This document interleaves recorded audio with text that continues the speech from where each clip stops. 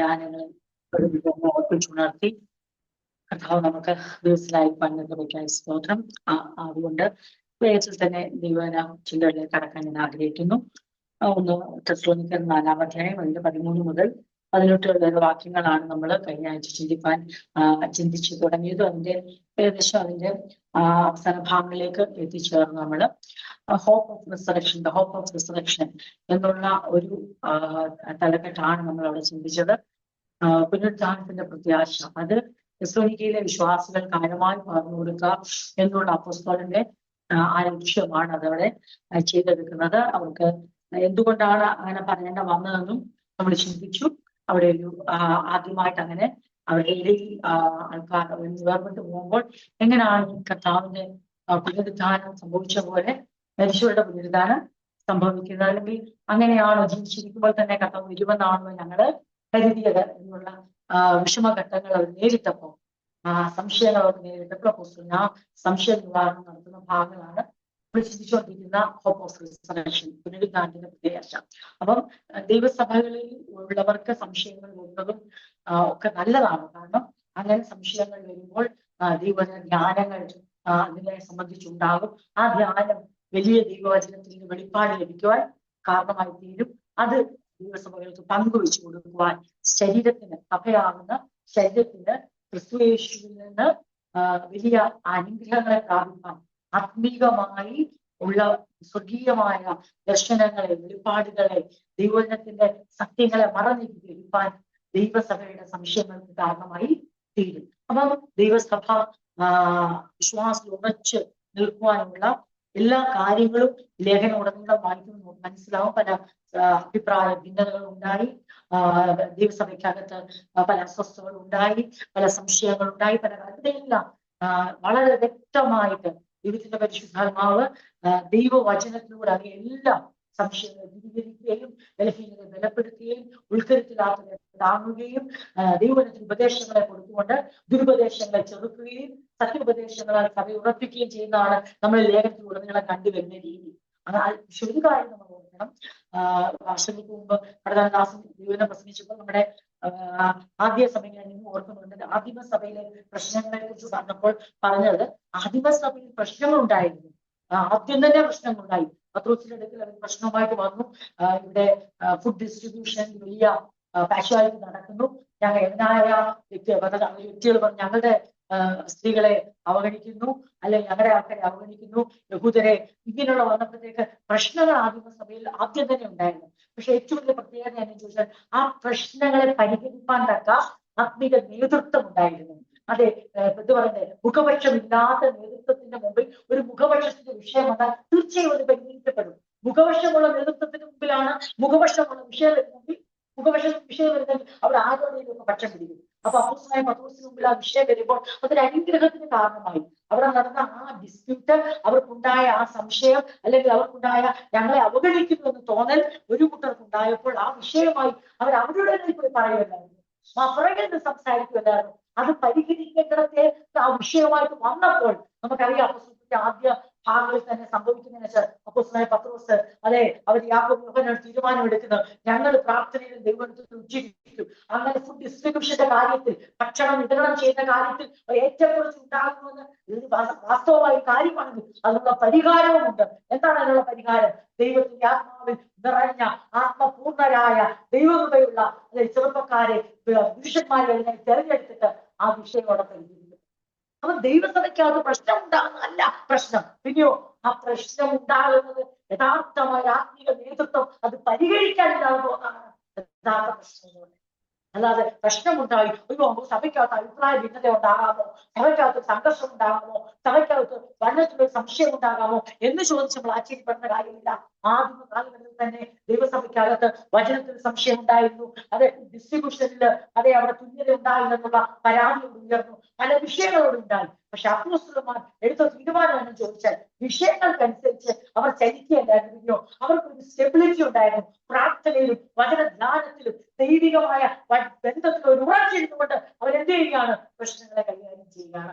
അപ്പോൾ എന്ത് സംഭവിച്ചു? ഓരോ പ്രശ്നങ്ങൾക്കും അതിൻ്റെതായ പരിഹാരങ്ങൾ സ്വർഗത്തിലെ ദൈവത്തിൽ നിന്ന് അവരിലൂടെ ഉണ്ട്. നമ്മൾ ആത്മാർത്ഥ ആത്മാർത്ഥമായി പ്രാർത്ഥിക്കേണ്ടതാണ്. സഭയ്ക്കകത്ത് വിശ്വാസികൾക്ക് സംശയങ്ങളോ അല്ലെങ്കിൽ പ്രയാസങ്ങളോ ഒക്കെ ഉണ്ടാകാനുള്ള സാധ്യതയുണ്ട്. അല്ലെ, ആർക്കും ബലഹീനത ഉണ്ടാകാം, ആർക്കും ഉത്കരിച്ചില്ലാതായി പോകാം, ആരുടെ ഹൃദയത്തിൽ അതേ സംശയങ്ങൾ ഉണ്ടാകാനുള്ള സാധ്യതയുണ്ട്, അതെ അവഗണിക്കപ്പെടുന്നു എന്നുള്ള സംശയം ഉണ്ടാകാനുള്ള സാധ്യതയുണ്ട്, അല്ലെങ്കിൽ അതിന് ചില കാരണങ്ങൾ ഉണ്ടാകാനുള്ള സാധ്യതയുണ്ട്. പക്ഷേ സഭ തീരുമാനിക്കേണ്ട കാര്യം എന്ന് ചോദിച്ചാൽ, അങ്ങനെ ഉണ്ടായാൽ ഞങ്ങളത് അതെ കർത്തന് പുറകിൽ നിന്ന് സംസാരിക്കുകയല്ല, ഞങ്ങളത് പിന്നാമ്പുറത്ത് അതൊരു ചർച്ചയാക്കി അല്ലെങ്കിൽ അറിയിക്കുകയല്ല ചെയ്യുന്നത്. അത് പരിഹരിക്കുവാൻ കഴിവുള്ള നേതൃത്വത്തിന്റെ അടുത്തേക്ക് ദൈവത്തിന്റെ പ്രവൃത്തി വെളിപ്പെടുവാൻ ദൈവം മാറ്റി വെച്ചിരിക്കുന്ന സ്പിരിച്വൽ അതോറിറ്റീസ് ഉണ്ട്, ലീഡർഷിപ്പ് ഉണ്ട്. അവിടെ ആ പ്രശ്നങ്ങൾ ചെല്ലുമ്പോഴാണ് എന്ത് സംഭവിക്കുന്നത് അറിയാമോ? വ്യക്തമായ പരിഹാര വിഷയത്തിനുണ്ടാകും. അങ്ങനെ ഉണ്ടാകാതെ വരുന്നത് എന്തുകൊണ്ടാണെന്ന് ചോദിച്ചാൽ, നാം ഒരു വിഷയം ഉണ്ടാകുമ്പോൾ നമ്മുടെ ജീവിതത്തിൽ തോന്നുകയാണ്, ഇന്ന വിഷയത്തിൽ ഞാൻ അവഗണിക്കപ്പെട്ടു, അല്ലെങ്കിൽ ഇന്ന വിഷയത്തിൽ എനിക്ക് ഇപ്രകാരം ഒരു ഭാരം ഉണ്ടായി, ഇന്ന വിഷയത്തിൽ എനിക്കൊരു സംശയമുണ്ട്, ഇന്ന ആ കാര്യം പറഞ്ഞ് ഞാൻ തെറ്റിദ്ധരിക്കുന്നു, അല്ലെ അതിങ്ങനെയാണോ എന്നുള്ള എന്റെ ഒരു ചിന്ത ഞാൻ മറ്റെല്ലാവരുമായി പങ്കുവെക്കും. പക്ഷെ അതിന്റെ പരിഹാരം വരുവാൻ ദൈവം വെച്ചിരിക്കുന്ന മുഖാന്തരത്തിനനുസരിച്ച് ചെല്ലത്തില്ല. അങ്ങനെ വരുമ്പോൾ എന്ത് സംഭവിക്കും? പിശാച് അതിനെ മുതലെടുക്കും. കാരണം നാം പങ്കുവെക്കുന്നത് നമ്മുടെ വികാരങ്ങളാണ്, നാം പങ്കുവെക്കുന്നത് നമ്മുടെ ചിന്തകളാണ്, ചിലപ്പോൾ നമ്മുടെ യാഥാർത്ഥ്യവുമാകാം. പക്ഷെ അത് വേണ്ടാത്തത് പങ്കുവെച്ച് കഴിയുമ്പോൾ അതെ അതുപോലെ തന്നെ സംശയത്താൽ കാര്യങ്ങൾ എടുക്കുന്നവരടുത്ത് പങ്കുവെച്ചാൽ അവർ എന്ത് ചെയ്യും? അതിനകത്തേക്ക് വീണ്ടും സംശയങ്ങൾ എത്തുകൊണ്ട് നമ്മുടെ ആ ഉൾക്കരുത്തില്ലായ്മയെ കൂടുതൽ ക്ഷീണിതരാക്കും. നാം തെറ്റായി ധരിച്ച്, തെറ്റായി ചിന്തിച്ച്, തെറ്റായി തീരുമാനമെടുത്ത് ദൈവപദ്ധതിയിൽ നിന്ന് പുറത്തു. എന്നാൽ തിരുവചനമുടനീളം വായിക്കുമോ നമുക്ക് മനസ്സിലാവും, അപ്പോസ്തലന്മാരുടെ കാലഘട്ടത്തിൽ വ്യക്തമായ ഓരോ ഭാഗങ്ങൾ വായിച്ചു നോക്കുമോ പ്രതിസന്ധികൾ, പ്രശ്നങ്ങൾ ഉണ്ടായി. അപ്പോസ്തലനായ പൗലോസ് അതുകൊണ്ട് ധൈര്യമായിട്ട് പറയുന്നേ, അപ്പോസ്തലനായ പൗലോസ് കൊരിന്ത്യരോട് പറയുന്നേ, ക്ലോവയുടെ ആളുകളാൽ എനിക്ക് അറിവ് കിട്ടി, നിങ്ങളുടെ ഇടയിൽ ഇപ്രകാരം ഭിന്നതയും അസൂയ ഉണ്ടെന്ന് തങ്കേടത്തോടെ അപ്പോസ്തലൻ പറയാൻ കാര്യം അതാ. കാരണം അപ്പോസ്തലൻ റെഡി ടു ഡീൽ ഇറ്റ്. അതാണ് ഏറ്റവും വലിയ പ്രത്യേകത. അവർ ആ പ്രശ്നങ്ങളെ ഡീൽ ചെയ്യാൻ തയ്യാറായിരുന്നു. അവരതിനെ കണ്ടില്ല കേട്ടില്ലെന്ന് നടിക്കാൻ. ഒരു പ്രശ്നം അവരുടെ മുമ്പിൽ വന്നാൽ അതിനെ ശ്രദ്ധയോടെ കേട്ട് അതിനെ, പക്ഷെ ചോദ്യം ഇതാണ്, ആ പ്രശ്നങ്ങൾ മുമ്പിൽ വരാൻ നമ്മൾ ആഗ്രഹിക്കുന്നുണ്ടോ? അതോ എനിക്ക് എന്തെങ്കിലും എന്റെ വികാരങ്ങളൊന്ന് പറഞ്ഞാൽ മതി, എനിക്ക് തോന്നിയ എന്റെ തോന്നൽ എനിക്ക് ആരോടെങ്കിലും ഒന്ന് പങ്കുവെച്ചാൽ മതി എന്നാണോ നമ്മുടെ കാര്യം? അത് യഥാർത്ഥമായി നമ്മുടെ പ്രശ്നം പരിഹരിക്കപ്പെടാൻ നമ്മൾ ആഗ്രഹിക്കുന്നുണ്ടെങ്കിൽ ദൈവമാക്കി വെച്ച നേതൃത്വത്തിന്റെ അടുത്ത് നമ്മൾ വരും. അവിടെ നിന്ന് അത് മുഖപക്ഷമില്ലാത്ത നേതൃത്വമാണ് നമുക്ക് ഉള്ളത് നമുക്ക് ബോധ്യമുണ്ടെങ്കിൽ ഉറപ്പിച്ചോ, തീർച്ചയായും ദൈവം ഉദ്ദേശിക്കുന്ന പരിഹാരം ആ വിഷയത്തിൽ ഉണ്ടാവുകയും ചെയ്യും. അത് ദൈവവചനത്തിലുടനീളം നമുക്ക് കാണാൻ കഴിയും. അപ്പൊ സഭയ്ക്കകത്തെ പ്രശ്നങ്ങളല്ല പ്രശ്നങ്ങൾ, പിന്നെയോ സഭയ്ക്കകത്തെ പ്രശ്നങ്ങൾ പരിഹരിക്കാൻ കഴിയാത്ത ആത്മീയതയില്ലാത്ത നേതൃത്വമാണ്. അങ്ങനെ ഉണ്ടാവുമ്പോഴാണ് സഭയ്ക്കകത്തെ പ്രശ്നം ഒരു പ്രശ്നമാകുന്നത്. സഭയ്ക്കകത്തെ ബുദ്ധിമുട്ടുകൾ ഒരു ബുദ്ധിമുട്ടാകുന്നത്, സംശയങ്ങൾ ഒരു പ്രയാസമായി തീരുന്നത് എപ്പോഴാന്ന് ചോദിച്ചാൽ, അതെ ദൈവവചനത്തിലും പ്രാർത്ഥനയിലും ഉറ്റിരിക്കാത്ത, ദൈവകൃപ അതെ ഏറ്റെടുക്കാത്ത, ദൈവിക നിയോഗങ്ങളെ തിരിച്ചറിയാത്ത, അത് ദൈവ നിയോഗങ്ങളെ ചെയ്ത മറ്റുള്ള കാര്യങ്ങൾക്ക് പരകാര്യത്തിൽ ഇടപെട്ട് നടക്കുന്ന നേതൃത്വമാണ്, ശുശ്രൂഷകരാണ് സഭയ്ക്കുള്ളെങ്കിൽ സഭയ്ക്കകത്തെ എല്ലാ പ്രശ്നവും ചെറിയ പ്രശ്നം പോലും ഒരു വലിയ പ്രശ്നമായിരിക്കും.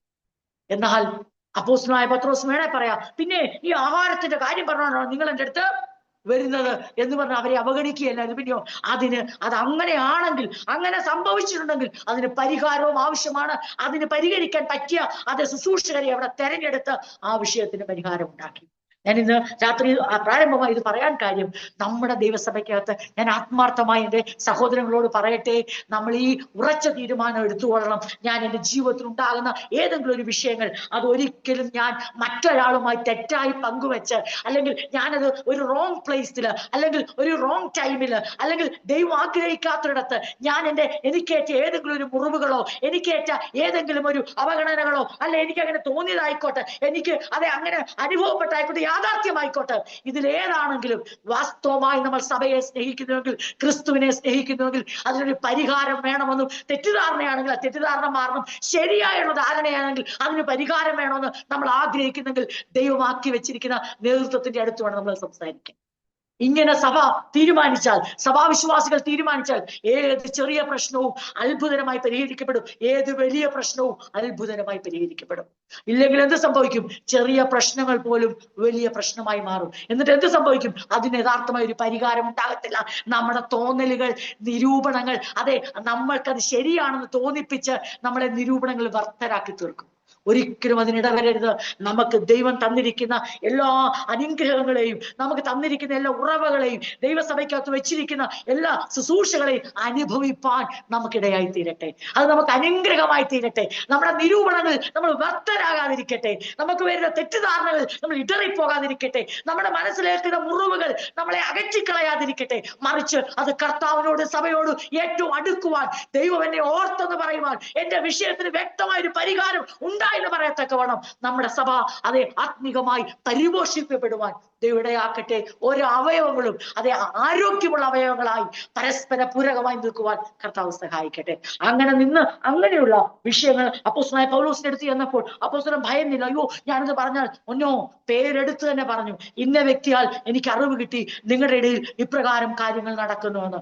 അതെ, തെസ്സലോനിക്കയുടെ സഭയിലെ പ്രശ്നങ്ങൾ തിമോത്തിയോസ് എന്ന് പറഞ്ഞപ്പോൾ അതെ അപ്പോസ്തലനായ പൗലോസ് നന്നായിട്ട് അറിയാം, ഈ കത്ത് എഴുതുമ്പോൾ ഇതിനകത്ത് ഞാൻ എന്തെഴുതിയാൽ ഇതിന്റെ കുറ്റം ആറമേ പോകും, തിമോത്തിയോസിന്റെ മേൽ പോകും. കാരണം എന്തോ, ഈ തിമോത്തിയോസ് അവിടെ പോയിട്ട് തിരിച്ച് വന്നേക്കുന്നത്. അപ്പൊ അവിടെ ചില ആൾക്കാർ പല കാര്യങ്ങൾ ഇടപെട്ട് നടക്കുന്നുണ്ടെന്ന് അപ്പോസ്തലനായ പൗലോസ് കത്തെഴുതുമ്പോ ഇതിന്റെ മുഴുവൻ ഉത്തരവാദിത്വം ആരുടെ മേൽ പോകും.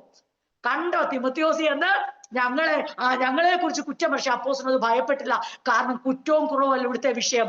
ഇവിടുത്തെ വിഷയം സഭ ആരോഗ്യമുള്ളതായി തീരുക, അവയവങ്ങൾ ആരോഗ്യമുള്ളതായി തീരുക, എല്ലാവരും ഒരുപോലെ ആ ഹോപ്പ് ഓഫ് റിസറക്ഷനിലേക്ക് അതെ ശ്രദ്ധ വെക്കുക. അതിന് അഡ്രസ് ചെയ്യേണ്ടതിനെ അഡ്രസ് ചെയ്തേ പറ്റൂ, ഡീൽ ചെയ്യേണ്ടതിനെ ഡീൽ ചെയ്തേ പറ്റൂ. കണ്ടില്ലെന്ന് നടിക്കാൻ പറ്റത്തില്ല. എന്നാൽ ചില കാര്യങ്ങൾ നമ്മൾ കണ്ടില്ലെന്നും കേട്ടില്ലെന്നും നടിക്കേണ്ടതായിട്ടുണ്ട്. എന്നാൽ ചില കാര്യങ്ങൾ അങ്ങനെയല്ല, അത് കണ്ടെന്നും കേട്ടെന്നും അതെ അതിനെ ഡീൽ ചെയ്യണം, ഡയറക്റ്റ് ഹാൻഡിൽ ചെയ്യേണ്ടതായിട്ട് വരും. ഇത് അപ്പോസ്തലന്മാർക്ക് നന്നായിട്ട് അറിയാമായിരുന്നു.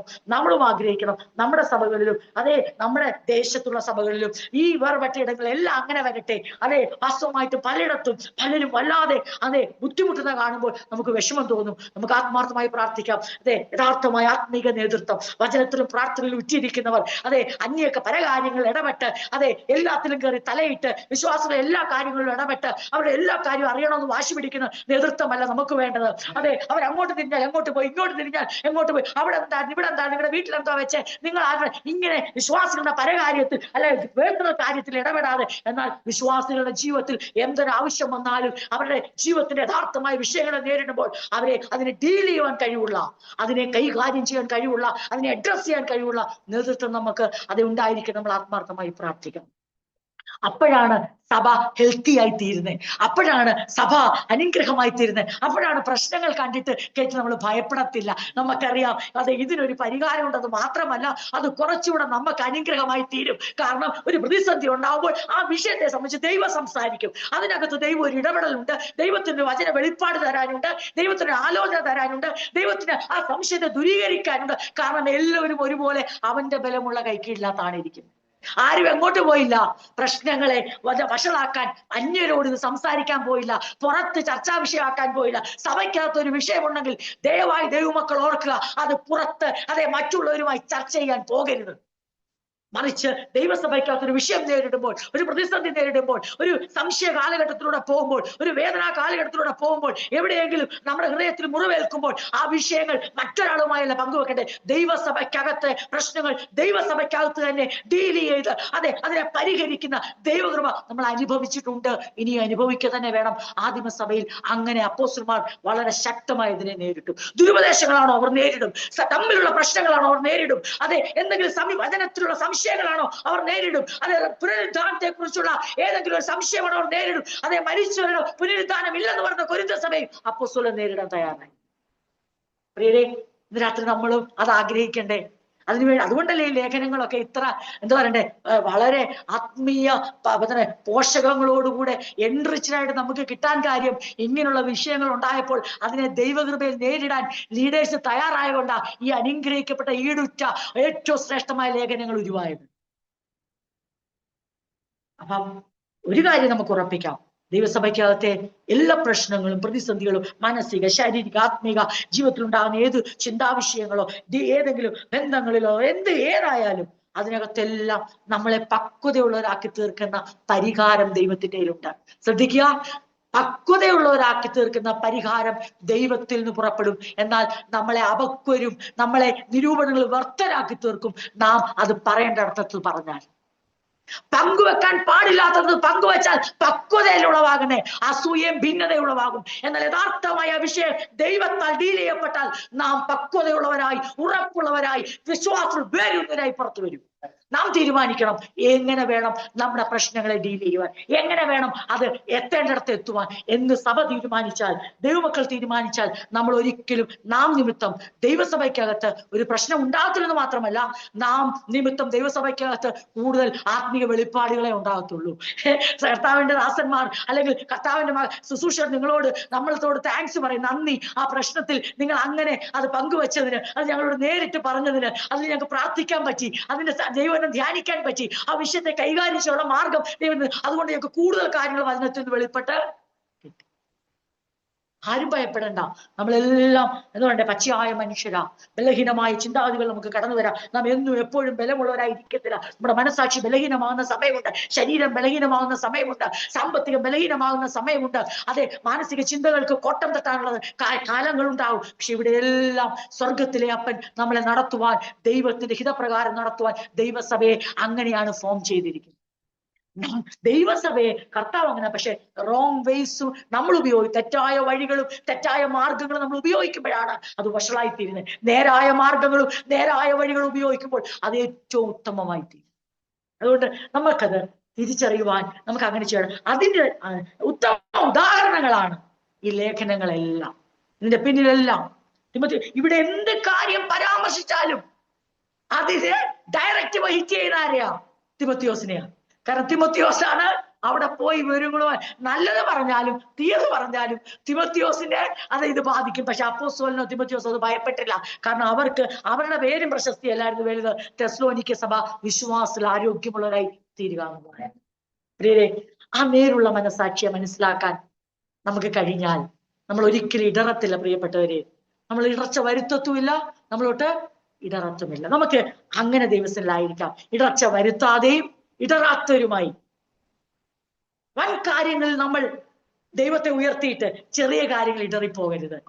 വൻ കാര്യങ്ങളിൽ നാം ദൈവത്തിന് മഹത്വം കൊടുത്തിട്ട് വിശ്വാസം നിലനിൽക്കുമെന്ന് നാം ഉറക്ക വിളിച്ചു പറഞ്ഞിട്ട് ചെറിയ കാര്യങ്ങളിൽ നമ്മുടെ മനസ്സും പതറിപ്പോകരുത്.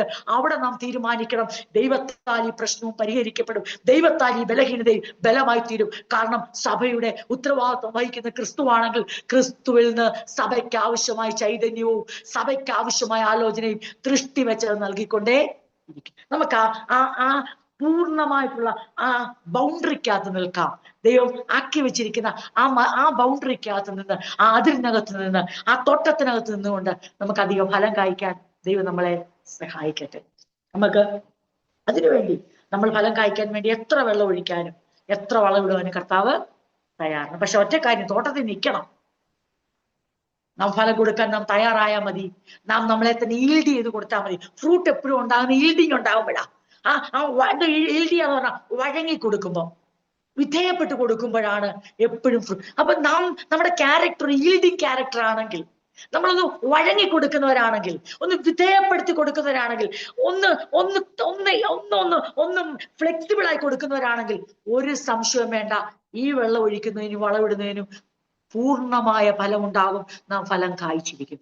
പക്ഷെ എത്രയാണേലും ഞാൻ വഴങ്ങത്തില്ല എന്ന് പറഞ്ഞ്, ഞാൻ ഒട്ടും എന്നെ തന്നെ ചായച്ചു കൊടുക്കത്തില്ല, എന്നെ തന്നെ ഈൽഡ് ചെയ്ത് കൊടുക്കത്തില്ല നാം പറഞ്ഞാൽ ഈ വെള്ളം ഒഴിക്കുന്നതും ഈ വളമിടുന്നതും ഒരു പ്രയോജനവും ചെയ്യും. തോട്ടത്തിന് പുറത്തു പോയാൽ പ്രയോജനമില്ല, തോട്ടത്തിനകത്ത് ഈൽഡ് ചെയ്യുന്നില്ലെങ്കിൽ ഫ്രൂട്ട് ഉണ്ടാകത്തില്ല. അപ്പൊ നമുക്ക് തോട്ടത്തിന് പുറത്തു പോകാതെ അകത്ത് നിൽക്കാം. അകത്ത് നിന്നുകൊണ്ട് നമ്മളെ തന്നെ ഈൽഡ് ചെയ്ത് കൊടുക്കാം, വഴങ്ങിക്കൊടുക്കാം, നമ്മളെ തന്നെ വിധേയപ്പെടുത്തി കൊടുക്കാം. നാം എത്രത്തോളം നമ്മെ മുറുകെ പിടിക്കുന്നോ അത്രത്തോളം നമ്മൾ ഫലരഹിതരായി തീരും. എത്രത്തോളം നമ്മളെ അയച്ചു വിടുന്നോ, എത്രത്തോളം കർത്താവിന് ഞാനല്ല ക്രിസ്തു എന്നിൽ ജീവിക്കുന്നു പറഞ്ഞുകൊണ്ട് അത് സാരമില്ല പോട്ടം തന്നെന്ന മനോഭാവത്തിലേക്ക് നമ്മൾ വരുമ്പോൾ തീർച്ചയായും ഫലമുണ്ടാകും. മാത്രമല്ല, നമ്മുടെ ഏത് കാര്യങ്ങളെയും പരിഹരിപ്പാനും കർത്താവ് ഉത്തരവാദിയും മതിയായതുമായി. അതാണ് കർത്താവിന്റെ സ്നേഹം. സഭകളെ കർത്താവ് ഓരോ ലോക്കൽ ചർച്ചിനെ അപ്പോസ്തലന്മാർ സ്നേഹിച്ചു. അവരുടെ ഉത്തരവാദിത്തത്തിലായിരുന്ന, അവരുടെ ലീഡർഷിപ്പിലായിരുന്ന, അവര് പയനിയർ ചെയ്ത, അവരാൽ ഉളവാക്കപ്പെട്ട സഭകളെ കുറിച്ച് അവർക്ക് വ്യക്തമായ ധാരണയും അത് ആത്മഭാരവും അവരുടെ പ്രാർത്ഥനയും എല്ലാം ഉണ്ടായിരുന്നു. അവിടുത്തെ ഒരു പ്രശ്നങ്ങൾ വന്നപ്പോൾ ഞാനിത് പറഞ്ഞല്ലോ, തിമോത്തിയോസിന്റെ പേരിൽ പോകലോ, ഞാനിത് പറഞ്ഞ ക്ലോവയുടെ പേരിൽ പോകലോ, ഞാനിത് പറഞ്ഞ ഇന്നാണ് സ്റ്റെഫാൻസിന്റെ പേരിൽ എന്നൊന്നും അവർ ഭയപ്പെട്ടില്ല. അവർക്ക് ഒറ്റ ലക്ഷ്യമേ ഉള്ളൂ, ദുരുപദേശം ഞങ്ങളുടെ അടുത്ത് വന്നത് അപ്പോസ്തലനാ, താങ്കൾ അങ്ങനെ അറിഞ്ഞു. അപ്പൊ ഇവിടുന്നുള്ള ആൾക്കാർ അവരിതിനെയൊന്നും ഭയപ്പെട്ടില്ല. അവർ ഭയപ്പെട്ട എന്നു ചോദിച്ചാൽ, ഞങ്ങൾ ഇത് പറഞ്ഞാൽ എനിക്കോ തിമോത്തിയോസിനോ പ്രശ്നം ഉണ്ടാവുമെന്നല്ല. അവര് ഭയപ്പെട്ട എന്നാ ചോദിച്ചാൽ, ഈ ദൈവസഭകൾ ക്രിസ്തുവിനുള്ള ഏകാഗ്രതയിൽ നിന്ന് അതെ അന്യപ്പെട്ടു പോകരുത്, കൃപയിൽ നിന്ന് വീണ് പോകരുത്, നയപ്രമാണത്തിലേക്ക് തിരിച്ചു പോകരുത്, അടിമനുഖത്തിൽ കുടുങ്ങിപ്പോകരുത്, പ്രത്യാശയില്ലാത്ത മറ്റു മനുഷ്യരെ പോലെ ദുഃഖിക്കരുത്, അതെ പുനരുദ്ധാനമില്ലെന്ന് പറയുന്ന അതെ പുറത്തുള്ള മനുഷ്യരെ പോലെ ചിന്തിച്ച് നശിച്ചു പോകരുത്. അതിനു മുമ്പിൽ അവർക്ക് അവരുടെ വിഷയമേ. പ്രിയരെ, ആ ലക്ഷ്യത്തോടെയാണ് നാം സഭയിലായിരിക്കുന്നത്. ഇന്ന് വരെ, നാളെയും അങ്ങനെ തന്നെ ആയിരിക്കാൻ നമുക്ക് പ്രാർത്ഥിക്കാം. നമുക്ക് വേറെ ഒരു ദുരുദ്ദേശങ്ങളുമില്ല എന്ന് ദൈവസഭയ്ക്ക് വ്യക്തമായിട്ട് അറിയാം. അതുകൊണ്ട് എല്ലാ ലേഖനങ്ങൾക്കായി നമുക്ക് ദൈവത്തെ സ്തുതിക്കാം. കർത്താവെ, ചിലർക്കൊക്കെ സംശയം ഉണ്ടായതിനായി സ്തോത്രം, ചിലർക്കൊക്കെ ചില പ്രശ്നങ്ങൾ ഉണ്ടായതിനായി സ്തോത്രം. അതുകൊണ്ടല്ലേ അതിന്റെ പരിഹാരങ്ങൾ മനസ്സിലാക്കാൻ പറ്റിയത്. അതുകൊണ്ട് അപ്പോസ്തലനോട് പോകാൻ കഴിയാഞ്ഞതിനായി സ്തോത്രം നമ്മൾ പറഞ്ഞത് എന്തുകൊണ്ടാണ്? അത് 1-2 ലേഖനങ്ങൾ നമുക്കൂടെ കിട്ടിയല്ലോ. അവർക്ക് വേണ്ടി മാത്രം പോകേണ്ടത്, അവർക്ക് വരമൊഴിയായി കിട്ടേണ്ടത് നമുക്ക് വാമൊഴിയായി പോകേണ്ടത് വരമൊഴിയായി നമുക്ക് കിട്ടിയല്ലോ. അനേക കാര്യങ്ങൾ ദൈവത്തിന് നന്ദി പറയുവാനുണ്ട്. ഇന്ന് രാത്രി ദൈവന ചിന്തയിലേക്ക് നമ്മൾ പ്രവേശിക്കുമ്പോൾ ഒരു കാര്യം ഓർത്തോണം. വെറുതെ പറയുകയല്ല, ദൈവത്തെ സ്നേഹിക്കുന്നവർക്ക്, നിർണയപ്രകാരം വിളിക്കപ്പെട്ടവർക്ക് സകലവും നന്മയ്ക്കായി കൂടി വ്യാപരിക്കും. ജീവിതത്തിൽ ദൈവം അനുവദിക്കുന്ന ഏതൊരു പ്രയാസവേളകളും നമുക്ക് ഉറപ്പിച്ചു പറയാം, ഒരു സംശയവും വേണ്ട, അതിനകത്ത് ദൈവത്തിന്റെ ഒരു വ്യക്തമായ ഉദ്ദേശമുണ്ട്, അതിനകത്ത് ദൈവത്തിന്റെ ഒരു പണിയുണ്ട്, അതിനകത്ത് ദൈവത്തിന്റെ ഒരു നീതിയുണ്ട്, അതിനകത്ത് ദൈവത്തിന് നമ്മളെ കുറിച്ച് ചില നല്ല ഉദ്ദേശങ്ങളുണ്ട്. അത് ദൈവം നിറവേറ്റും. അതിനകത്ത് എത്ര പ്രയാസം നേരിടുന്ന വന്നാലും ദൈവം ഉദ്ദേശിച്ച കാര്യങ്ങൾ അതിലൂടെ ദൈവം ചെയ്തിരിക്കും. പക്ഷെ ഒരു കാര്യം ഈൽഡ് ചെയ്ത് കൊടുക്കണം, വഴങ്ങിക്കൊടുക്കണം. അതുകൊണ്ടാ പറയുന്നത്, ഇന്ന് നിങ്ങൾ, അതായത് ദൈവം നിങ്ങളെ ഒരു പരീക്ഷാ മുഖത്ത് കൊണ്ട് നിർത്തുമ്പോൾ, ഒരു ശോധനാ മുഖത്ത് കൊണ്ട് നിർത്തുമ്പോൾ, ദൈവം നിങ്ങളെ വിശ്വസ്തയോടെ താഴ്ത്തുമ്പോൾ, ദൈവം നിങ്ങളെ മരുഭൂമിയിൽ വിശപ്പിക്കുമാറാക്കുമ്പോൾ, നിങ്ങൾ ഒരിക്കലും ദൈവത്തിന്റെ വചനം കേൾക്കുമ്പോൾ നിങ്ങളുടെ ഹൃദയത്തെ കഠിനമാക്കരുത്. ദൈവ ശബ്ദം പരീക്ഷാ മുഖത്ത് നിർത്തുമ്പോൾ, ശോധനയുടെ മുമ്പിൽ ശോധനയിലൂടെ കടത്തിവിടുമ്പോൾ, വിശ്വസ്തയോടെ താഴ്ത്തുമ്പോൾ, അപ്പം തരാതെ വിഷമിപ്പിക്കുമ്പോൾ, അതെ ദൈവം തന്നെ അപ്പം കൊടുക്കാതെ അവരെ മരുഭൂമിയിലൂടെ നടത്തുമാറാക്കി, അല്ലെങ്കിൽ അവരെ വിശപ്പിക്കുമാറാക്കി. അപ്പം കൊടുക്കാന്നല്ല, അവരെ വിശപ്പിക്കുമാറാക്കി. അപ്പോൾ ദൈവം എന്താഗ്രഹിച്ചെന്നറിയാമോ? അവർ തങ്ങളെ തന്നെ വിധേയപ്പെടുത്തി കൊടുക്കണം. അങ്ങനെ ദൈവം, അതുകൊണ്ടാണ് ഇസ്രായേൽ അവരുടെ പിതാക്കന്മാരോട് പറയുന്നത്, അതെ ഇന്ന് നിങ്ങൾ അവരെന്ത് ചെയ്തു? അവർ ദൈവശബ്ദം കേട്ടപ്പോൾ അവരുടെ ഹൃദയത്തെ കഠിനമാക്കി. നമ്മൾ അങ്ങനെ കഠിനമാക്കാതിരിക്കുന്നതിന് പറയുന്നതാണ് നമ്മൾ ഈൽഡ് ചെയ്ത് കൊടുക്കുക, നമ്മൾ വഴങ്ങി കൊടുക്കുക. അങ്ങ് സംസാരിച്ചാട്ട് ആരാത് ചെയ്തത്? അവരുടെ പിതാവായ അബ്രഹാം അങ്ങനെ ചെയ്തു. എങ്ങനെ ചെയ്തെന്നറിയാമോ? 99-ാമത്തെ വയസ്സിൽ അബ്രഹാമെ എന്ന് വിളിച്ചുകൊണ്ട് ദൈവം വന്നപ്പോൾ പറഞ്ഞത് നിവർത്തിച്ചിട്ടുമില്ല. അബ്രഹാമിന്റെ ശരീരം നിർജ്ജീവമായി. പറഞ്ഞ കാര്യം ദൈവം ചെയ്തു കൊടുത്തില്ല. ആരോഗ്യമുള്ള സമയത്ത് ദൈവം ചെയ്തു കൊടുത്തില്ല. ഇപ്പോൾ അബ്രഹാമിന്റെ ശരീരം, അതാ പറഞ്ഞത്, അവൻ നിർജ്ജീവമായി. ഇനി ആ ശരീരത്തിൽ നിന്ന് ദൈവം പറഞ്ഞത് പുറപ്പെടത്തില്ല എന്നൊരു സമയം എത്തിയപ്പോൾ ദൈവം വന്നൊരു വിളിയാണ്. അബ്രഹാം എന്ന് വിളിച്ചപ്പോൾ അബ്രഹാം ദേ കിടക്കുന്നു, കവുണ്ട് ദൈവസന്നിധിയിൽ വീണു, അടിയനിതാ അരുളി ചെയ്താലും. അതാണ് ദൈവം ആഗ്രഹിക്കുന്നത്. അബ്രഹാം ആഗ്രഹിക്കുന്നത് തന്റെ ജീവിതത്തിൽ ഇനി ഒരിക്കലും സംഭവിക്കത്തില്ല എന്ന് തന്റെയും തന്റെ ഭാര്യയുടെയും ശരീരം ഒരുപോലെ സാക്ഷ്യപ്പെടുത്തുമ്പോൾ, അങ്ങനെ ഇരിക്കുന്ന ഒരു സമയത്താണ്, ആ ശോധനാമുഖത്തിരിക്കുമ്പോൾ, ആ വലിയ പരിശോധനയിലൂടെ കടന്നു പോകുമ്പോൾ ദൈവത്തിന്റെ വാഗ്ദത്തങ്ങൾ അന്യമായി പോകും. അവൻ മാറി മാറി പറഞ്ഞത് നിവർത്തിക്കുവാൻ അവന് കഴിയും. പക്ഷെ അവൻ പറഞ്ഞത് എന്നിൽ നിവർത്തിപ്പാൻ എനിക്ക് ശക്തിയില്ലെന്ന് അബ്രഹാം ആ നിർജീവത്വം ഗ്രഹിച്ച് അവരുടെ കൂടാരത്തിൽ ഇരിക്കുന്ന സമയത്താണ് ഒരു വിളി വിളിക്കുന്നത്. ആ 99-ാമത്തെ വയസ്സിൽ അബ്രാമേ എന്ന് വിളിച്ചു. എങ്ങനെയായിരുന്നു അബ്രഹാമിന്റെ പ്രതികരണം? ആ ദൈവത്തിന്റെ ശബ്ദത്തിന്റെ മുമ്പിൽ അബ്രഹാമിന്റെ സന്തതികൾ ദൈവശബ്ദത്തിന് മുമ്പിൽ ഹൃദയത്തെ കഠിനമാക്കി. പക്ഷെ വിശ്വാസികളുടെ പിതാവായ അബ്രഹാം ദൈവവിളിയുടെ മുമ്പിൽ തന്റെ ഹൃദയം കഠിനമാക്കിയില്ല. ശരീരം നിർജ്ജീവമായിരുന്നപ്പോഴും ആ വിളിയുടെ മുമ്പിൽ അബ്രഹാം എന്ത് ചെയ്യുകയാണ്? ഒറ്റ വീഴ്ചയാണ്. താണു വീട് കിടന്നിട്ട് പറഞ്ഞു, അങ്ങ് അരുളി ചെയ്തോ, അടിയൻ കേട്ടോളാം. അതാണ് ദൈവം നമ്മളിൽ നിന്ന് ആഗ്രഹിക്കുന്ന വഴങ്ങിക്കൊടുക്കൽ. ദൈവം നമ്മളിൽ നിന്ന് ആഗ്രഹിക്കുന്ന ആരാധനയത്, സമർപ്പണമാത്, സറണ്ടറാണത്. ആ സറണ്ടർ എന്തായി തീർന്നു? അബ്രഹാമിന് അത് നീതീകരണം. ദൈവം അവന്റെ വിശ്വാസം നീതിയായി കണക്കിടുക. കാരണം ഇപ്പോൾ ഇവൻ എന്നെ കവിണ്ണു വീണ് നമസ്കരിക്കുന്നത് ഇവന്റെ ജീവിതത്തിലെ ഒരു ഭൗതിക നന്മയുടെ അടിസ്ഥാനത്തിലല്ല, മറിച്ച് ഞാൻ സാക്ഷാൽ ദൈവമായതുകൊണ്ട്, ദൈവത്തെ ദൈവമായി കണ്ടുകൊണ്ട് ദൈവത്തിന് മുമ്പിൽ വീണു വണങ്ങുവാൻ ആ മഹത്വത്തിന് ദൈവം യോഗ്യനാണ്. എന്റെ ശരീരത്തിന്റെ നിർജീവത്വം എന്റെ ദൈവമായുള്ള ബന്ധത്തെയോ ആരാധനയോ ബാധിക്കുന്നില്ല. അവനെ സേവിക്കുന്നതിനും സ്നേഹിക്കുന്നതിനും എന്റെ ശരീരത്തെ ദൈവത്തിന് വിട്ടുകൊടുക്കുന്നതിനും എന്റെ വിഷയങ്ങൾ ഒരു തടസ്സമല്ല എന്ന് പറയാതെ പറഞ്ഞുകൊണ്ട് അബ്രഹാം ദൈവത്തിൽ കണ്ടുവീണു. ഇന്ന് രാത്രി ആ ആരാധനയാണ്, ആ സറണ്ടറാണ്, ആ അടിയറവപ്പാണ്, ആ കീഴ്വഴക്കമാണ്, ആ ഏൽപ്പിച്ചു കൊടുക്കലാണ്, ആ വഴങ്ങിക്കൊടുക്കലാണ് സ്വർഗം ദൈവം പ്രസാദിക്കുന്ന അതേ ജീവിതം ആരാധന എന്ന് പറയുന്നത്. അതിന് തയ്യാറാകാതെ എന്റെ ജീവിതത്തെ ഞാൻ മുറുകെ പിടിച്ചുകൊണ്ട് എനിക്ക് മനസ്സിലാകുന്നില്ല ദൈവം എന്താണ് എന്നെ ഇങ്ങനെ നടത്തുന്നത്, എന്താ ദൈവത്തിന്റെ ഉദ്ദേശം എന്ന് പറഞ്ഞുകൊണ്ട് ദൈവത്തോട് മത്സരിച്ച് ഒരാഴ്ച മുഴുവനും ദൈവത്തോട് മത്സരിച്ച് അവന്റെ ശബ്ദത്തിന് മുമ്പിൽ ഹൃദയത്തെ കഠിനമാക്കിയിട്ട് ഞായറാഴ്ച വന്നിട്ട് എത്ര കൈയടിച്ചാലും എത്ര പാടിയാലും എത്ര ഉച്ചത്തിൽ ദൈവത്തെ സ്തുതിച്ചാലും അതിന് ദൈവം ലേശം വില കൽപ്പിക്കത്തില്ല. കാരണം ദൈവവചനത്തിന് മുമ്പാകെ, ദൈവിക ഉദ്ദേശങ്ങളുടെ മുമ്പാകെ ജീവിതത്തെ വിട്ടുകൊടുക്കാത്തവന്റെ കൈയടിയും ദൈവത്തിന് വേണ്ട, അവന്റെ പ്രാർത്ഥനയും ദൈവത്തിന് വേണ്ട, അതെ അവരുടെ സ്തുതിയും ദൈവത്തിന് വേണ്ട. ദൈവത്തിന് വേണ്ട എന്തെന്ന് ചോദിച്ചാൽ, ചോദ്യം ചെയ്യാതെ ദൈവം വിളിക്കുമ്പോൾ അടിയനിതാ അങ്ങയുടെ ഇഷ്ടം പോലെ എന്റെ ജീവിതത്തെ അങ്ങ് പണിതാട്ട്, എന്റെ പ്രതീക്ഷകൾ ഇനി എന്നിൽ ഒന്നും പ്രതീക്ഷിക്കാൻ എനിക്കില്ല, ഞാൻ അത്ര നിർജീവത്വമുള്ളവനായി തീർന്നിരിക്കുന്നു. പക്ഷേ അന്ന് കവിണ്ണു വീണപ്പോൾ അബ്രഹാം ഒരു ശബ്ദം കേട്ടു. എന്നറിയാമോ? അബ്രഹാമേ, നീ ഭയപ്പെടേണ്ട, ഞാൻ സർവശക്തിയുള്ള ദൈവമാകുന്നു. ഇന്ന് രാത്രി ഞാനൊരു കാര്യം എന്റെ പ്രിയ സഹോദരങ്ങളോട് പറയട്ടെ. എന്താ ഇതിന്റെ ഗുണമെന്നറിയാമോ? ദൈവവചനത്തിന്റെ മുമ്പാകെ ഹൃദയത്തെ കഠിനമാക്കാതെ നിർജീവത്തെ ഗ്രഹിച്ചു, എന്നിട്ടും അതെ ദൈവത്തെ തള്ളിപ്പറയാതെ ദൈവം എന്നോട് കാണിച്ചത് എന്തൊരു കഷ്ടമായത്, ഇതുവരെയൊക്കെ ദൈവം എന്നെ നടത്തണോ എന്ന് ചോദിച്ചു മത്സരിക്കാതെ ദൈവ സാന്നിധ്യം ഇറങ്ങി വന്നപ്പോൾ ഒരു മനുഷ്യൻ ഒന്നും ചിന്തിക്കാതെ ദൈവം ആശ്വസിപ്പിക്കുമെന്നും ചിന്തിച്ചിട്ടല്ല, ദൈവം തരുമെന്നും ചിന്തിച്ചിട്ടല്ല, ദൈവം ദൈവമാകയാൽ, അവൻ എന്നെ വിളിച്ചു വേർതിരിച്ച ദൈവമാകയാൽ, അവൻ ജീവിക്കുന്ന ദൈവമാകയാൽ, ഓരോ വിഗ്രഹങ്ങളെ സേവിച്ചുകൊണ്ടിരുന്ന എന്നെയും അതേ വിളിച്ചു വേർതിരിച്ച് ഈ ജീവനുള്ള ദൈവത്തെ സേവിപ്പാൻ പ്രാപ്തനാക്കിയത് കൊണ്ട് ഏത് സമയത്തും ഏത് പ്രായത്തിലും ഏത് കാലത്തിലും നിരാശയിലായിക്കോട്ടെ, പ്രത്യാശയിലായിക്കോട്ടെ, താഴ്ചയിലായിക്കോട്ടെ, ഉയർച്ചയിലായിക്കോട്ടെ, പട്ടിണിയിലായിക്കോട്ടെ, സമൃദ്ധിയിലായിക്കോട്ടെ, ദാരിദ്ര്യത്തിലായിക്കോട്ടെ, ധനത്തിന്റെ അവസ്ഥയിലായിക്കോട്ടെ, ദൈവം വിളിക്കുമ്പോൾ എനിക്ക് ഒറ്റ പ്രതികരണമേ ഉള്ളൂ, അടിയനിതാ അങ്ങ് അരുളി ചെയ്താൽ. അതായിരുന്നു അബ്രഹാമിനോട് ദൈവം പറയുന്ന ഒരു വാക്കാണ്.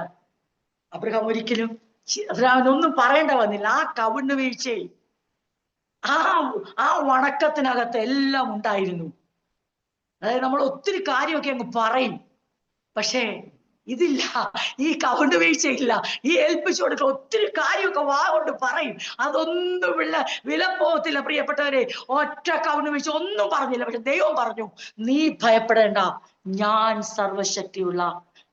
ഞാൻ ഭയപ്പെടുന്ന അബ്രഹാം പറഞ്ഞോ? ഇല്ല, എനിക്ക് ഒന്നും പറയേണ്ട വന്നില്ല. ആ മനുഷ്യന്റെ ആ കൗണു വീഴ്ചയിൽ, ആ വീണു വണക്കത്തിൽ, ആ നമസ്കാരത്തിൽ, ആ വീണ് കിടക്കുന്ന ആ മനുഷ്യന്റെ ഉള്ളു വായിച്ചെടുത്തുകൊണ്ട് ദൈവം പറയുകയാണ്, നിന്റെ ശരീരത്തിന്റെ ബലഹീനതയോർത്ത്, നിന്റെ നിർജീവത്വം ഓർത്ത് നീ എല്ലാം അവസാനിച്ച് ചിന്തിക്കുമ്പോൾ നീ ഭയപ്പെടേണ്ട. ഞാൻ അരുളിച്ചത് ഞാനാകുന്നുവെങ്കിൽ ഞാൻ സർവശക്തിയുള്ള ദൈവമാണ്. ഒറ്റ വാക്ക് അബ്രഹാമിന്റെ അതെ അകത്തളങ്ങളിലേക്ക് ഇറങ്ങിച്ചെന്നപ്പോൾ അബ്രഹാമിന് മനസ്സിലായി, എന്റെ ദൈവം എന്നെ ഒരു നാളും കൈവിടത്തില്ല, ഉപേക്ഷിക്കത്തുമില്ല.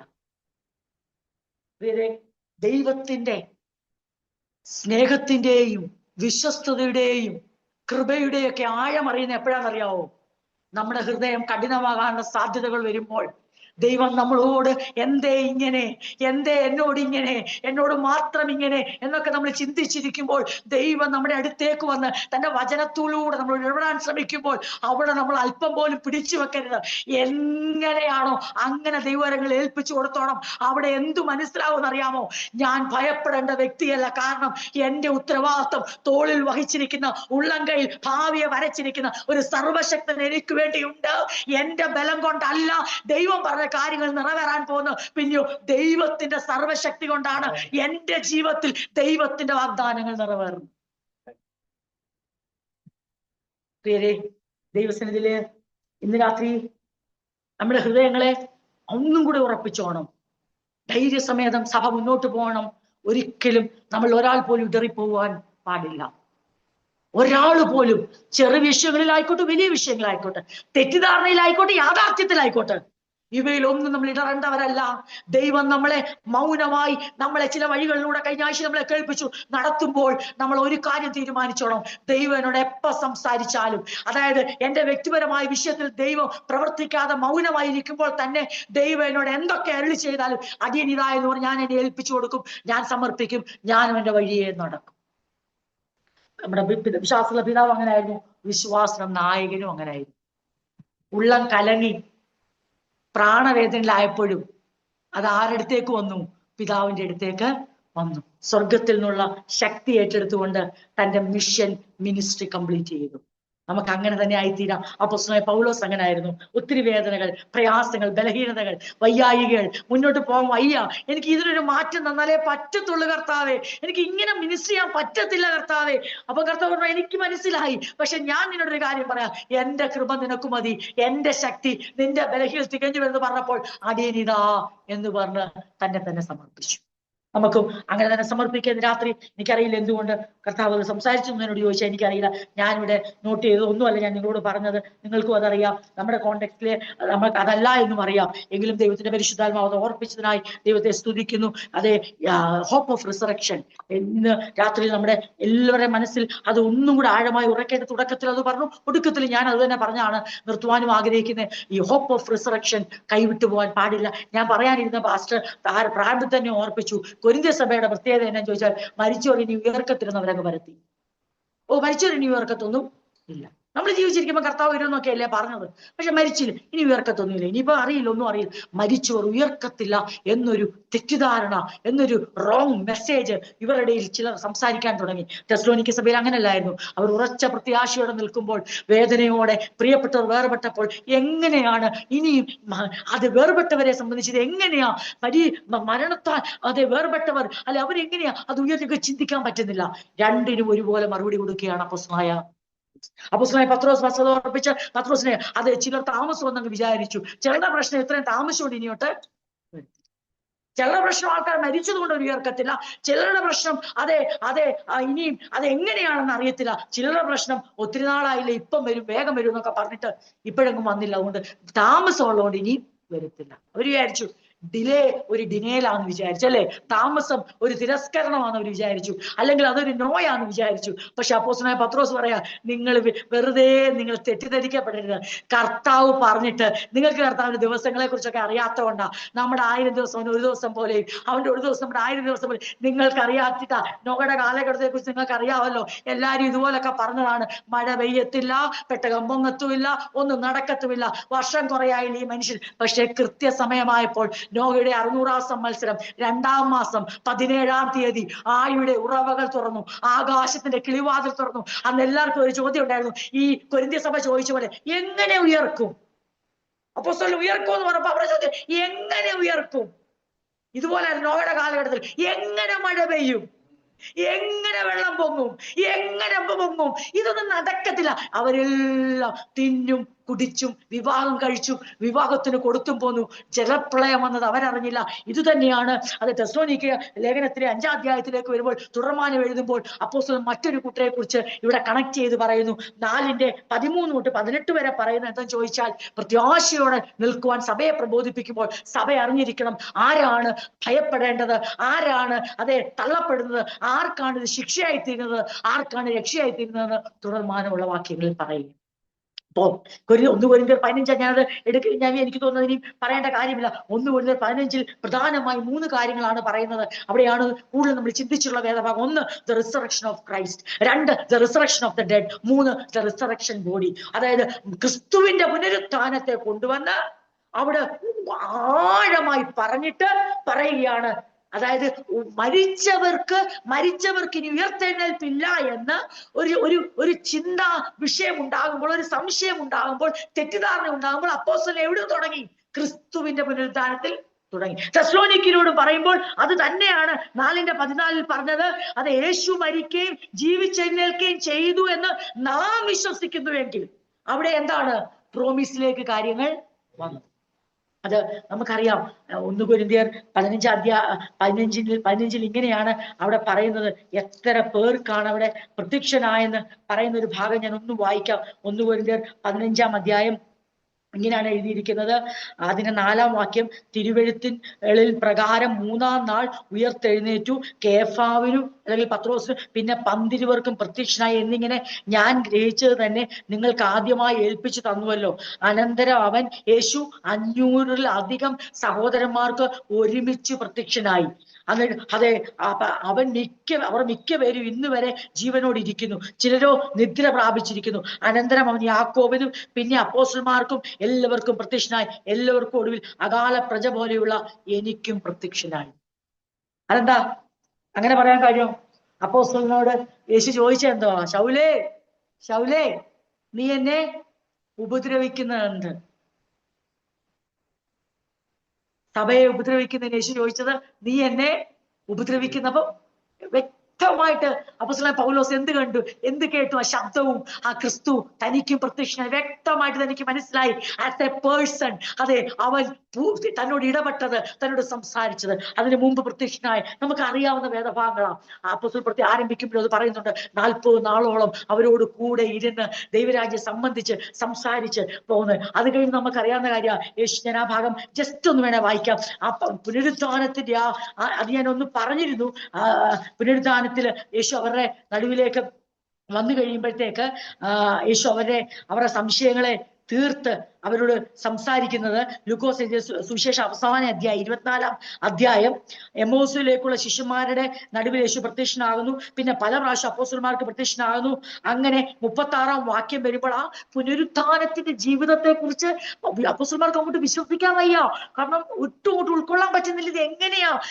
അപ്പോഴാണ് യേശു പല അവസരങ്ങൾ ഉപയോഗിക്കുകയാണ്, പല മുഖാന്തരങ്ങളിലൂടെ അവരെ ഉറപ്പിക്കുവാണ്. 24 ലൂക്കോസ് സുവിശേഷം 24-ാം അധ്യായം 36-ാം വാക്യം ഇങ്ങനെയാണ്. ഇങ്ങനെ അവർ സംസാരിച്ചുകൊണ്ടിരിക്കുമ്പോൾ അവൻ അവരുടെ നടുവിൽ നിന്നു, നിങ്ങൾക്ക് സമാധാനം എന്ന് പറഞ്ഞു. അവർ ഞെട്ടി ഭയപ്പെട്ടു. ഒരു ഭൂതത്തെ കാണുന്നുവെന്ന് അവർക്ക് തോന്നി. അവൻ അവരോട്, നിങ്ങൾ കലങ്ങുന്നത് എന്ത്? നിങ്ങളുടെ ഹൃദയത്തിൽ സംശയം പോകുന്നത് എന്ത്? ഞാൻ തന്നെ ആകുന്നു എന്നെ കൈയും കാലും നോക്കി അറിവിൻ, എന്നെ തൊട്ടു നോക്കുവിൻ. എന്നിൽ കാണുന്നത് പോലെ ഭൂതത്തിന് മാംസവും അസ്ഥിയും ഇല്ലല്ലോ എന്ന് പറഞ്ഞു. എന്താ ഭൂതം എന്ന് ഉദ്ദേശിക്കുന്നത്? സ്പിരിറ്റ് എന്നാണ്. ഗോസ്റ്റ് എന്ന് പറഞ്ഞ സ്പിരിറ്റ്. നമ്മൾ ഭൂതം എന്ന് പറയുമ്പോ അങ്ങനെയല്ല, ഇവിടെ നമ്മുടെ വേർഷനിൽ അത് ഉപയോഗിച്ചതാണ്. Do you think that I am a ghost? ഞാനൊരു ഗോസ്റ്റ് ആയിട്ട്, അല്ലെങ്കിൽ ഞാനൊരു ശരീരമില്ലാതെ ഒരു ആത്മാവായിട്ട്, അതാ ഉദ്ദേശിക്കുന്നത്. അല്ലാതെ അത് ഈ നമ്മുടെ ട്രാൻസ്ലേഷൻ ചില കാര്യങ്ങൾക്ക് ചില വ്യക്തമായി ഇതില്ലാത്തതുകൊണ്ടാണ് അങ്ങനെ എഴുതുന്നത്. അതായത് ബോഡി ഇല്ലാതെ, ശരീരമില്ലാതെ ഞാൻ നിങ്ങളുടെ അടുത്ത് നിങ്ങൾക്ക് തോന്നുവാണോ ഞാനൊരു സ്പിരിറ്റായിട്ട് നിങ്ങളുടെ മുമ്പിൽ അപ്പിയർ ആയതാണോ? കൈയും കാലും ഒന്നും തൊടാൻ പറ്റാതെ, നിലത്ത് തൊടാത്ത, അല്ലെങ്കിൽ നിങ്ങളുടെ അടുത്തേക്ക് നിങ്ങളൊരു വിഭ്രമത്തിലാകുന്ന വിധത്തിലൊരു സ്പിരിറ്റിന്റെ അപ്പിയറൻസ് ആണോ നിങ്ങൾ വിചാരിക്കുന്നത്? ചോദിക്കുക. നിങ്ങൾക്ക് അങ്ങനെയാണോ തോന്നുന്നേ? കാരണം എന്തോ? അവര് കലങ്ങിപ്പോയി, അവർ ഭയപ്പെട്ടു പോയി, അവരുടെ ഹൃദയത്തിൽ സംശയം പൊങ്ങി. അപ്പൊ പുനരുത്ഥാനം എന്ന് പറയുന്നതും അത് വിശ്വസിക്കാന്ന് പറഞ്ഞത്ര എളുപ്പമുള്ള കാര്യം അല്ല. എമ്മോസിലേക്ക് പോയവരോട് സഞ്ചരിച്ചു. പല അവസരങ്ങളിൽ യേശു ഇങ്ങനെ പ്രത്യക്ഷപ്പെട്ടുകൊണ്ട് അവരോട് ഇടപെട്ടുകൊണ്ടേ ഇരിക്കുകയാണ്. വീണ്ടും ഇതാ അവർ ഞെട്ടി ഭയപ്പെട്ടു. അവരോട് പറഞ്ഞ എന്തുവാ? നിങ്ങൾക്ക് സമാധാനം എന്ന് പറയുമ്പോൾ ഇത്ര ഞെട്ടേണ്ട കാര്യം? അവരുടെ നടുവിൽ അവർ സംസാരിച്ചുകൊണ്ടിരിക്കുമ്പോൾ യേശു അവരുടെ നടുവിൽ വന്നു, നിങ്ങൾക്ക് സമാധാനം എന്ന് പറഞ്ഞു. അവർ ഞെട്ടി ഭയപ്പെട്ടു. കാരണം എന്താ? സമാധാനം പറഞ്ഞല്ല അവരുടെ പ്രശ്നം. പറഞ്ഞ ആള് അവരുടെ കൺമുമ്പിൽ വളരെ വളരെ ക്രൂരമായി ഒരു ദയയും കൂടാതെ പീഡിപ്പിക്കപ്പെട്ട് കഷ്ടമനുഭവിച്ച് ചോരവാർന്ന് മാംസ കഷ്ണം പോലെയായി കണ്ടാൽ ആളല്ല എന്ന് തോന്നുമാറ് ഒരു രൂപത്തിലേക്ക് എത്തി അവനെ താഴ്ത്തി ഇറക്കി അവന്റെ ശ്വാസം നിലച്ചു എന്ന് മരിച്ചു എന്ന് ഉറപ്പാക്കി അവനെ ശീലയിൽ പൊതിഞ്ഞ് അരിമത്യായ യോസേഫിന്റെ കല്ലറയിലേക്ക് അടക്കം ചെയ്യുമ്പോൾ നിക്കോദെമോസ് കൊണ്ടുവന്ന സുഗന്ധ വർഗം കൂടെ ചേർത്ത് അടക്കം ചെയ്ത് കല്ല് വെച്ച് മുഖാമുഖം മൂടി പുറത്തു വന്നിട്ട് പട്ടാളക്കാരെ കാവലും കൂടെ നിർത്തി അവരങ്ങനെ കണ്ട യേശു അവരുടെ നടുവിൽ നിന്ന് നിങ്ങൾക്ക് സമാധാനം എന്ന് പറഞ്ഞപ്പോൾ അവർ ഞെട്ടി ഭയപ്പെട്ടു. ഒരു ഭൂതത്തെ കാണുന്നു എന്ന് അവർക്ക് തോന്നി. അതായത് ഒരു സ്പിരിറ്റ് ഇവരുടെ മുമ്പിൽ അപ്പിയർ ആയിരിക്കും, ഒരു ഗോസ്റ്റ്. ഇത് ശരിക്കും ഒരാളല്ല ഞങ്ങളുടെ മുമ്പിൽ നിൽക്കുന്നത്. ശരീരം ഞങ്ങൾക്ക് തോന്നുവാണ് അങ്ങനെ. എന്തോ ഒരു വിഭ്രാന്തിയിലേക്ക് അവര് പോയി. അവരോട് നിങ്ങൾ കലങ്ങുന്നത് എന്ത്? നിങ്ങളുടെ ഹൃദയത്തിൽ സംശയം പൊങ്ങുന്നതും എന്ത്? ഞാൻ ഈ ഭാഗം ചിന്തിച്ചപ്പോൾ ദൈവത്തിന്റെ പരിശുദ്ധാത്മാവ് എന്റെ ഉള്ളത്തോട് ഇടപെട്ട ഇതാണ്. എന്താന്ന് ചോദിച്ചാൽ, നിങ്ങൾ ഒരിക്കലും ഭയപ്പെടേണ്ട, മരണത്തെ കുറിച്ച് ഭയപ്പെടേണ്ട. ക്രിസ്തുവിൽ വിശ്വസിച്ചുകൊണ്ട് ക്രിസ്തുവിൽ നിദ്ര കൊണ്ടവരെ കുറിച്ച് നിങ്ങൾ ഭയപ്പെടരുത്, ഒരു സംശയവും പൊങ്ങരുത്. കാരണം ഇതാ മരണത്തെ ജയിച്ച് ഉയർത്തെഴുന്നേറ്റ് അന്ത്യകാലത്ത് ഞാൻ മരിച്ചവരെ ഉയർപ്പിക്കുമെന്ന് പറഞ്ഞവൻ, നിദ്ര കൊണ്ടവരെ ഞാൻ എന്നോട് മടക്കി വരുത്തു എന്ന് പറഞ്ഞ ക്രിസ്തു ഒന്നാമനായി ആദ്യജാതനായി മരണത്തിൽ ഉയർത്തെഴുന്നേറ്റിട്ട് സംശയത്തെ നിവാരണം ചെയ്യുക, ഭയത്തെ നീക്കുക. നമ്മുടെ മനസ്സ് കലങ്ങണ്ട. നാം മാറ്റപ്പെട്ടാലും, നാം കർത്താവ് നമ്മളെ അവന്റെ വരവിന് മുമ്പേ വിളിക്കുവാണെങ്കിലും, അല്ല നമുക്ക് മുൻപേ നമ്മുടെ പ്രിയപ്പെട്ടവർ പോയെങ്കിൽ നാം ഭയപ്പെടേണ്ട, നമ്മുടെ ഉള്ളിൽ സംശയം പൊങ്ങണ്ട. കാരണം ആ സംശയങ്ങൾ ഇവിടെ നീക്കം ചെയ്തുകൊണ്ടാണ് കർത്താവിന്റെ മുമ്പിൽ പ്രത്യക്ഷനായത്.